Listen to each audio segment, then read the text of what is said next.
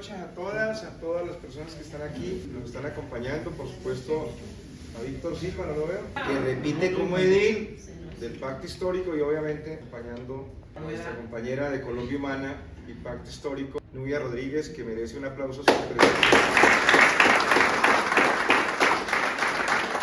Bueno, yo básicamente quiero compartir con ustedes algunas reflexiones políticas de lo que viene hacia adelante. Bueno, también quiero aquí reconocer la presencia de Jason, un compañero nuestro en la lista del Consejo de Bogotá por el Partido de los Comunes, un hombre que la jugó a fondo intensamente en esta campaña que recientemente termina. Jason Murillo, también un aplauso para él.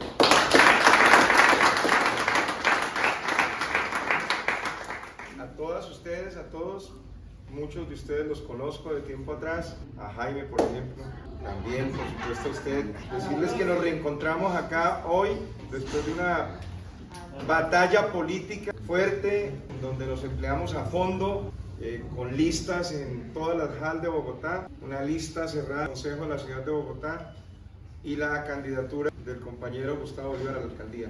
Los resultados los conocen ustedes bien, los hemos vivido, los hemos sentido, también los hemos sufrido. En ese orden de ideas, decir que los resultados nos dan como una especie de síntesis y de conclusión de un sentimiento agridulce. Empecemos por lo dulce. Hay algo que nadie nos puede desconocer. Con Jason y con la coordinación política de la lista invertimos, no sé, 4 reuniones, tiempo para 4 reuniones de balance, de diagnóstico. Y allí llegamos a encontrar en el examen serio y riguroso que ni tanto que queme al santo ni tampoco que no lo alumbre.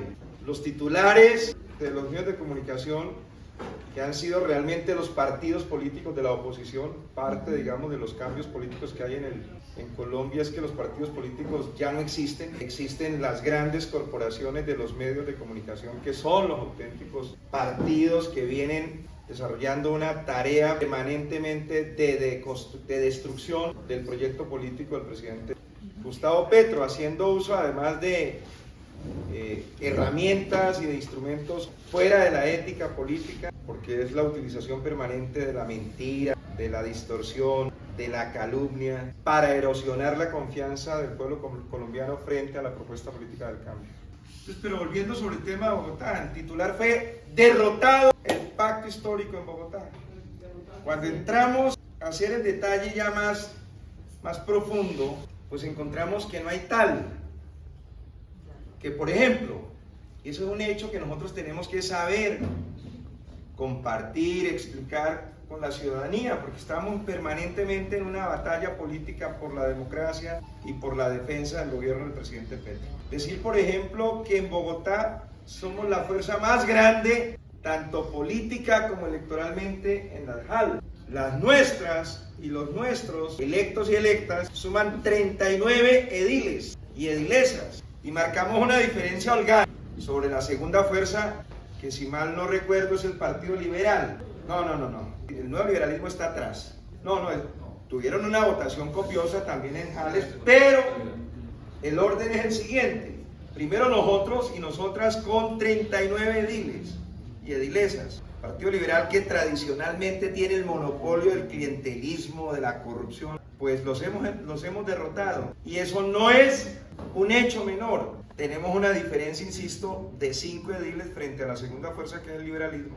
Y les decía que ese es un triunfo que tenemos que saber cacarear. Porque ¿qué significa que el Pacto Histórico tenga hoy la primacía sobre el conjunto de las 20 juntas administradoras locales? Revisando bastante bibliografía, porque pues, para hacer un diagnóstico se trata no solamente de pensar lo que yo siento, lo que yo percibo, sino que nos metimos en la tarea de recoger elementos de juicio desde distintas fuentes. Me gustó un análisis que hizo el periódico El Espectador. Se preguntaba qué son los ediles y edilesas. Son las fuerzas, las tropas de la infantería política del proyecto político del Pacto Histórico. Y ahí tenemos la medalla de oro.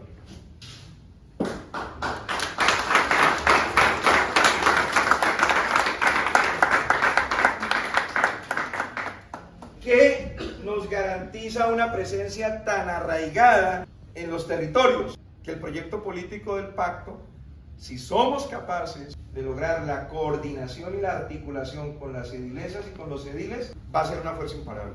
Porque son ellas, Nubia, por ejemplo, el mismo Víctor, los que están en el día a día con el poder. ¿Y el poder quién es? La gente. La gente que constituye hoy y destituye mañana. El poder no es la burocracia. Esos son herramientas, son instrumentos.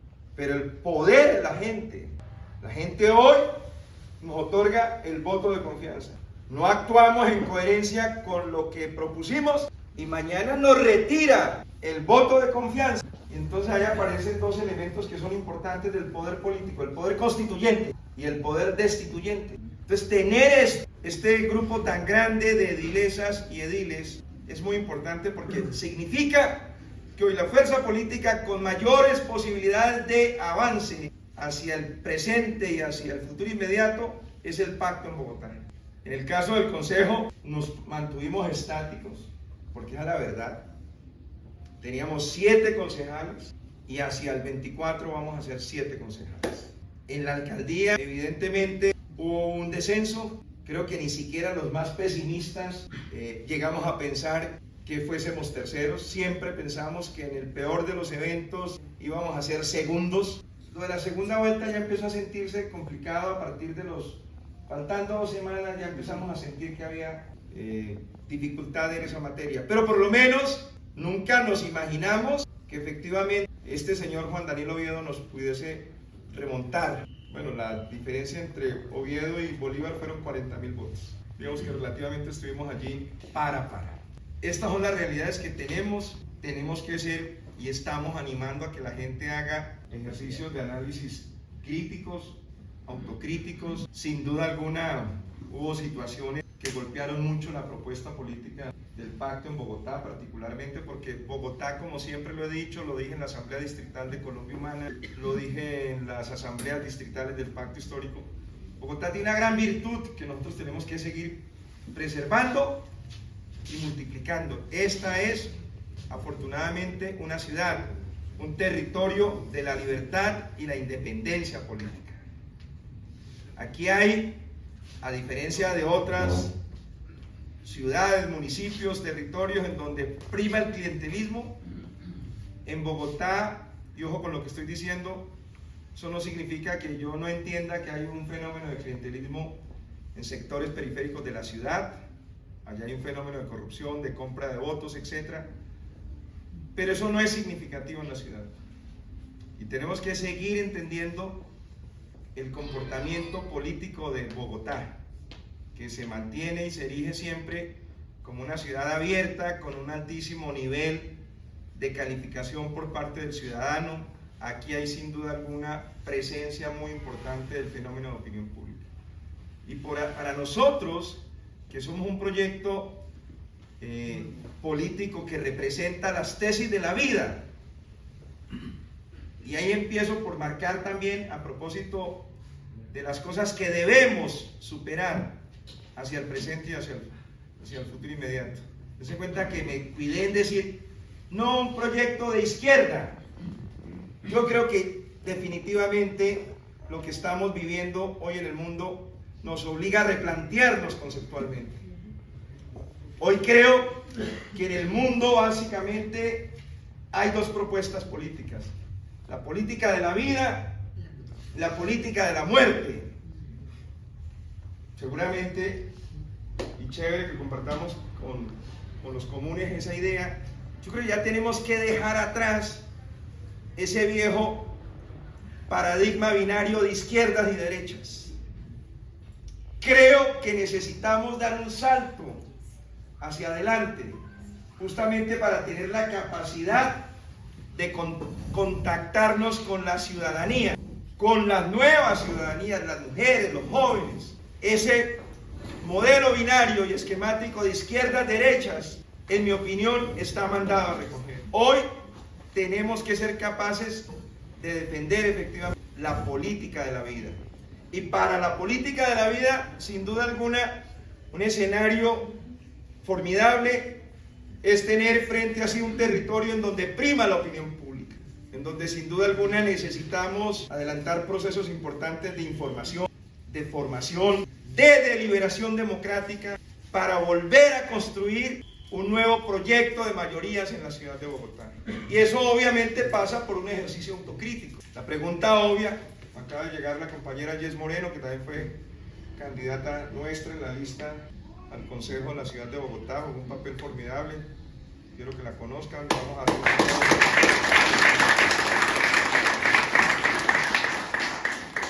Y entonces, en ese plan de la, digamos, de la rectificación, la pregunta más importante es, ¿qué fue lo que nos pasó? Y sin duda alguna, dentro de los análisis que nosotros adelantamos, lo decimos con tranquilidad, una serie de acciones, digamos, del gobierno nacional, que uno las entiende racionalmente, que son absolutamente necesarias. Me lo comentaba aquí el compañero, pequeño empresario, el tema de la gasolina, el tema del FEP.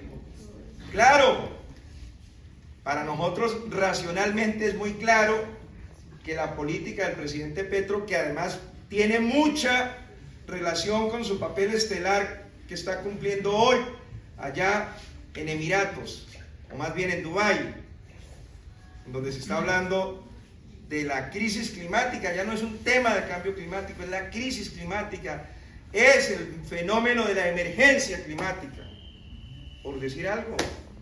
Hoy ya la Secretaría de Ambiente nos dice que a raíz del inicio del fenómeno del Niño en serio, ya empezamos a sentir los rigores de esa emergencia climática, porque ya empezó a monitorearse el deterioro de la calidad del aire que respiramos. Y eso obviamente va a tener consecuencias sobre nosotros y nosotras, en materia del deterioro, en materia de salud pública. Van a aumentarse las eras y las iras, que son las infecciones respiratorias agudas y las enfermedades respiratorias agudas, así se les denomina técnicamente. Y eso es consecuencia de la variabilidad climática, de la intensidad de la variabilidad climática. Y van a proliferar, lo estamos diciendo hoy 2 de diciembre, los próximos 3 meses, Bogotá va a estar permanentemente viviendo situaciones de esta naturaleza. No, van a explotarse cualquier cantidad de incendios forestales, porque eso es exactamente el fenómeno de la emergencia climática. Hoy en una ciudad importante, creo que fue Berlín, no pudo despegar un avión que iba para Dubái, porque cayó una tempestad de nieve que se posó exactamente sobre el aeropuerto internacional, y entonces el avión quedó completamente atrapado por una capa gigantesca de nieve. Y simultáneamente, en medio de la emergencia climática en el mundo, hay gente que se muere en Nueva York, por ejemplo en París, cuando comienzan las intensas sequías, porque las temperaturas pueden perfectamente llegar hasta 45, 50 grados centígrados. Y ojo que Colombia no está por fuera de esas posibilidades, ya lo está viviendo, por ejemplo, en la costa norte. Entonces, volvamos sobre el ejemplo que, en mi opinión, nos afectó mucho desde el punto de vista electoral, el tema del desmonte del subsidio a través de desmontar el FEP, que el gobierno anterior, el de Duque, dejó con un déficit fiscal por encima de los 21 billones de pesos, impagable. Para tener la gasolina en los precios que teníamos, el gobierno tenía que estar permanentemente subsidiando el Fondo de Estabilización de los Precios del Combustible. Y era insostenible. Y la medida hay que tomarla, yo la entiendo. Todos la entendemos. Pero eso golpeó, sin duda alguna, la relación que hay entre la conciencia y el bolsillo. Entonces, pues obviamente, con Jess fuimos, con Jason estuvimos allá el día de Corabastos, la gente impugnándonos el por qué el tema de la gasolina. El tema de la gasolina sin duda alguna tuvo un efecto inmediato de una especie de cuenta de cobro dentro de las posibilidades electorales. Pero digamos que para cerrar este punto es importante entender que los resultados para el pacto histórico en Bogotá podríamos sintetizarlos en eso. Tenemos ahí unos resultados agridulces, muy bien, reitero, resalto eso, el resultado abajo en la JAL. En la JAL, muy importante, somos la primera fuerza. Y eso es demasiado significativo. Tenemos una fuerza política de infantería extraordinaria porque tienen la gran virtud de mantener un diálogo permanente con la gente y con la comunidad, que es como se vuelve a reconstruir los procesos de relegitimación y un nuevo consenso democrático en la ciudad de Bogotá. En el Consejo tenemos una fuerza que se mantiene, que no avanza pero tampoco retrocede, y evidentemente en el campo de la alcaldía, en la propuesta de la alcaldía, tuvimos un retroceso absolutamente medible en términos electorales, tanto así que no llegamos ni siquiera a ocupar el segundo lugar. ¿Qué nos queda hacia adelante? Y con eso ya voy terminando. Tenemos frente a nosotros un gobierno frente al cual no podemos llamarnos a engaños. El gobierno de Carlos Fernando Galán es la suma y la síntesis entre una dosis muy alta de peñalosismo, con una dosis también importante de claudismo. Eso es el señor Carlos Fernando Galán. Toda la política tradicional, pero es que no hay uno solo. Toda la política tradicional hoy cierra filas en torno a la administración de Carlos Fernando Galán. Y llegan allí a repetir el esquema, y es respaldarlo como lo hicieron en las urnas en el marco de sus acuerdos políticos burocráticos. Por decir algo, uno encuentra ya la información respecto a que un señor de apellido Molano, que fue en su momento director del IDRD en el gobierno de Enrique Peñalosa, suena como nuevo posible y potencial director del IDRD. Y llegan allí a lo que saben hacer: negocio, socio. Negocio, socio. Para la muestra un botón. Guillermo Peñalosa, ¿por qué no vive en Bogotá? ¿Quién es Guillermo Peñalosa? El hermano de Enrique Peñalosa. ¿Recuerdan por qué tuvo que irse? Está en Canadá, viviendo en Canadá. Por los escándalos de la contratación al frente del IDRD. Entonces, ¿qué se presume? ¿Qué se piensa y qué, de alguna manera, qué se deduce en torno al comportamiento de Carlos Fernando Galán en la administración? Primero, que va a garantizar fundamentalmente la continuidad de una concepción de ciudad construida y concebida y convertida en un espacio de grandes negocios inmobiliarios, por ejemplo. Tenemos un tema muy complicado. Acaban de expedir la política de moradores mediante un decreto, la Secretaría de Hábitat. Estamos trabajando fuertemente en ese tema. Ahí hay un instrumento que no protege a los moradores, sino que permite que efectivamente los grandes jugadores inmobiliarios van a aprovechar el POT actualmente vigente para adelantar procesos extensos e intensivos de renovación urbana. Y eso va a significar procesos de desplazamiento forzado y gentrificación de los moradores históricos que construyeron el territorio. Y ahí aparece una discusión muy interesante, que es la que queremos que ustedes nos acompañen a defender. Esos procesos de renovación urbana, porque así está construido ese POT, y porque está construido a imagen y semejanza y tomando en consideración los grandes modelos de transporte público colectivo masivo que tiene la ciudad de Bogotá construido. En primer lugar, las troncales, y en segundo lugar, fundamentalmente el trazado de la primera línea del metro. Y es alrededor de los corredores, de las estructuras y los trazados de los proyectos o de los megaproyectos de movilidad en donde se van a adelantar procesos enormes de densificación urbana.